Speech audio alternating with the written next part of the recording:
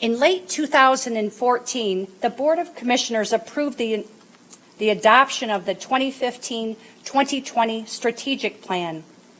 This is a living document that's providing direction for the continued success of our county. This 5-year roadmap will improve collaboration, partnerships, and the efficient and effective delivery of services to our residents.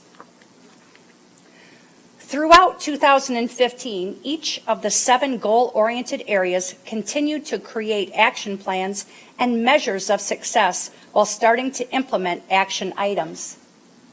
Just as last year, hours of discussion and meaningful meetings were contributed to this collaborative effort, which includes many professionals, a wide range of community disciplines, and engaged county staff.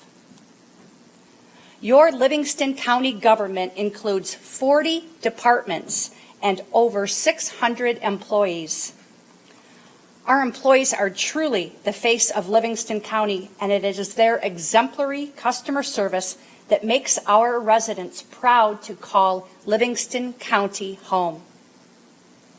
Each department plays an essential role in the success of our county. In conservation of time, I'd like to invite each of you to visit our website for a full list of the departmental accomplishments for 2015 and to view our strategic plan in its entirety. Before I highlight the progress we've made as a county with the strategic plan, I would like to again thank the forward-thinking and insightful honorable judges, the elected officials, the administration, the directors, and staff for their continued dedication, loyalty, and support to Livingston County and all of its residents. No plan as detailed and comprehensive has ever reached execution as this strategic plan has achieved.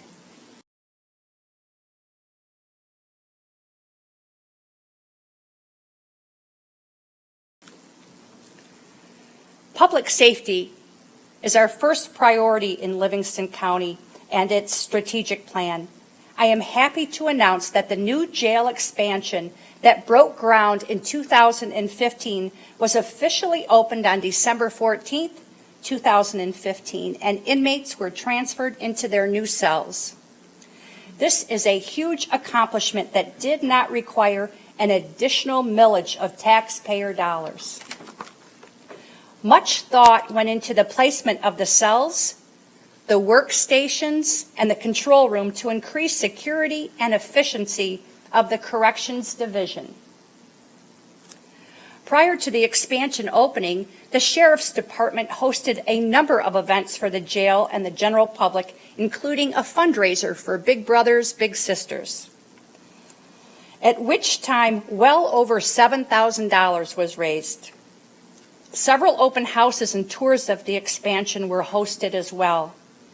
Phase 2 of the jail project started the first week of January, and that will focus on the reconfiguration of some of the existing floor plan, making the entire jail operation much more efficient. Most notably, we will gain several special management cells which were severely lacking.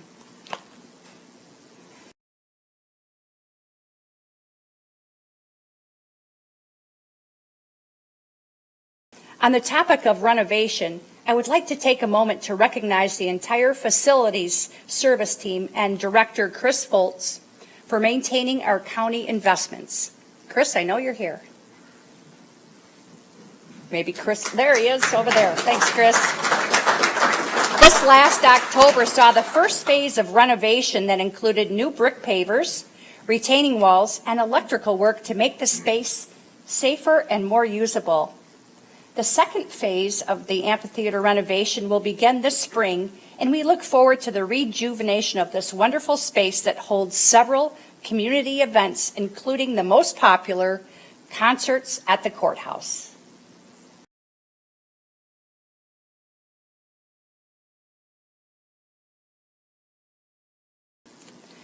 The Livingston County Courts, led by Chief Judge David J. Reeder, celebrated multiple accomplishments in 2015. Recently, The Livingston County Juvenile Court was recognized by Governor Rick Snyder in his criminal justice message for a strong commitment to successful and cost-effective community-based services. Throughout the utilization of evidence-based intensive services, Livingston County has not only reduced costs by hundreds of thousands of dollars over the last 3 years, but has reduced the number of days that our youth spend in costly residential placements by well over 8,400 days. 3 years ago, the court began placing a strong emphasis on administering through assessment in order to identify the needs and the risks to develop an effective case service plan. This was done through the use of needs and risk-based tools. These tools have assisted with gaining a better understanding of the types of services that are needed to address the specific area of concerns. Prior to any recommendation for out-of-home placement, the court also holds an administrative staffing meeting, which includes a probation officer, supervisors, and any professional involved in the case. This is done as a means to ensure that all the community-based options for treatment have been exhausted prior to recommending out-of-home placement. This year, the Livingston County Veterans Court celebrated its first year of operation. This court has been able to look beneath the surface of offenses that brought veterans into the criminal justice system. Through proper treatment and intensive guidance from the Honorable Carol Sue Reeder and the help from the Veterans Treatment Foundation, veterans advocates, and many community sponsors, the program has helped about 15 veterans begin to live the life that they fought for. The court also celebrated 5 years of collaboration with La CASA's Court-Appointed Special Advocate Program, or CASA. This program trains volunteers to assist the court in child neglect and abuse cases. Volunteers provide stability and consistency for children under the court's jurisdiction. Looking forward, the courts will continue to collaborate amongst the independent entities that are involved in court services, provide exemplary customer service, and continue to lead the courts into the future.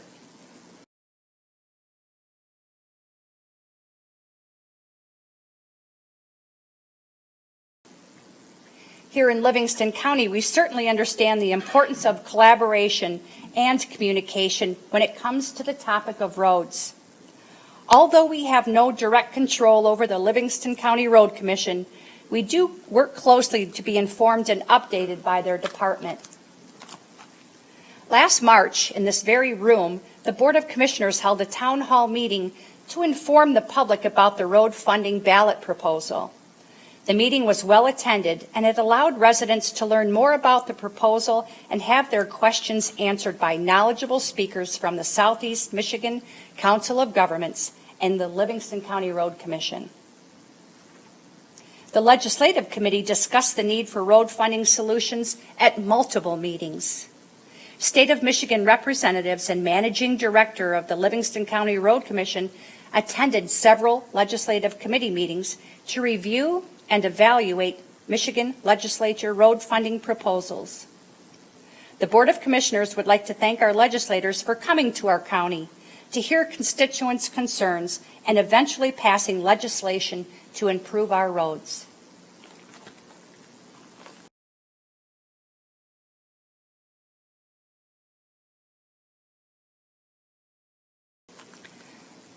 Technology yet again proved invaluable in 2015 to streamline operations and to reduce future costs.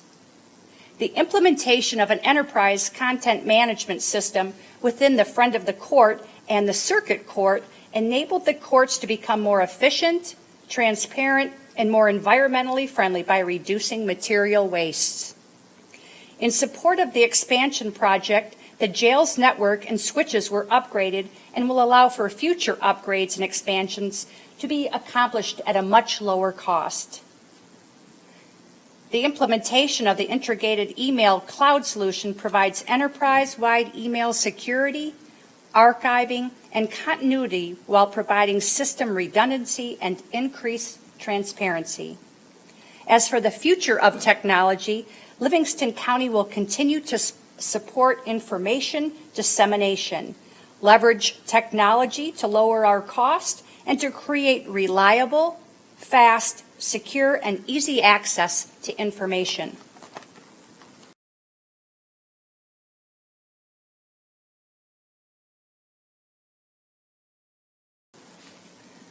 Under the realm of economic development are three components. The first is maintenance of financial integrity. Our AAA Moody rating emphasizes the commitment we hold to maintaining fiscal integrity through transparency, sound financial management, and healthy reserves.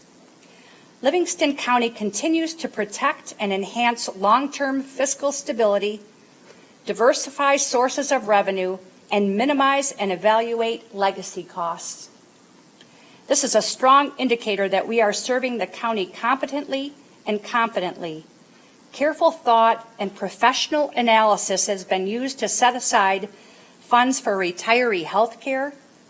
Internally, the wellness program has 100% employee group participation, which may be a factor in the county health care cost increases being well below the national average for 2015.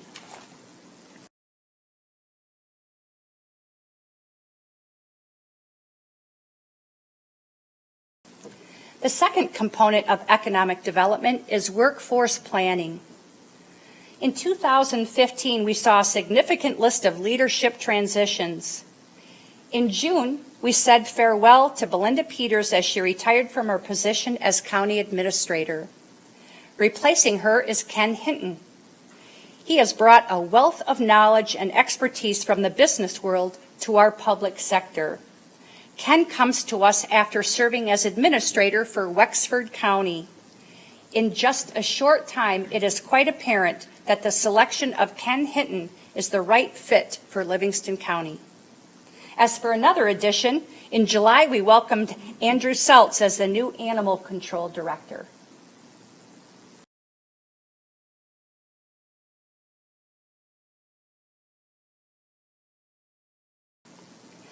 This December brought considerable leadership changes to the Office of County Clerk.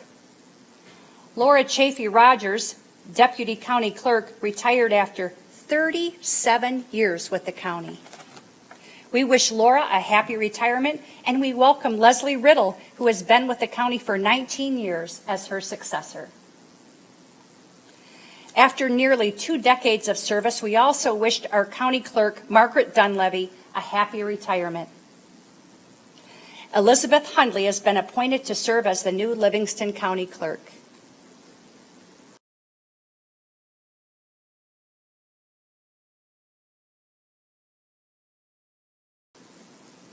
We also bid a fond farewell to Mike Kinishuk, our emergency manager, who retired after over 10 years of dedication to the county. And we welcome his successor, Therese Cremonte. Attracting and retaining quality employees is a challenge for all employers, and Livingston County is certainly no exception. In June, the Board of Commissioners approved a formal internship policy which encourages county departments to work more closely with our area colleges, universities, and high schools to promote careers in public service. Last year, 8 county departments provided opportunities to 17 interns from a variety of educational disciplines. Internships are an important tool for showcasing the many employment opportunities in local government and developing the talent that we need to meet our workforce needs. We expect that the initiative will expand in 2016 so that the internship experience will be even more beneficial.